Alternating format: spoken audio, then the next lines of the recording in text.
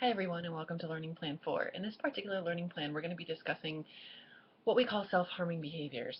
Um, those can take a myriad of forms such as cutting, burning, breaking bones, um, even just extraordinarily risky behaviors. Some might even call substance abuse or eating disorder self-harm as well. So just keeping in mind that we're going to be talking about a lot of different things throughout this learning plan.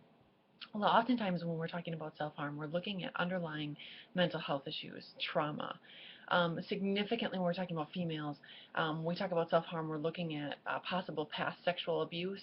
We're also looking at just trauma in general, child abuse, physical abuse, witnessing crimes, those sorts of things. We're looking at undiagnosed mental health issues. We're looking at bullying.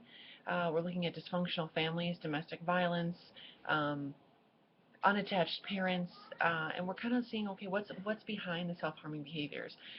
Self-harm can often have an addictive tendency, so um, it sets up a cycle of self-harm, provides the release to the intense emotional pain, the cycle of intense guilt and shame, and then needing to cut to relieve that guilt and shame. So it's kind of this really vicious cycle.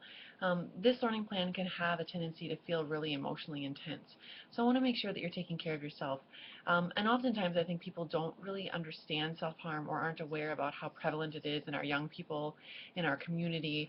Um, just keeping in mind that it's a lot more pervasive than we're aware of. So we want to learn the risk factors for self-harm, the protective factors for self-harm, what we can do about it, how to identify self-harming behaviors, and how to do some harm reduction. Many of the clients that I worked with, it was clear I wasn't going to be able to stop them from self-harming, but how could I help them do it less and do it in a more safe way until they were able to find a different way to cope.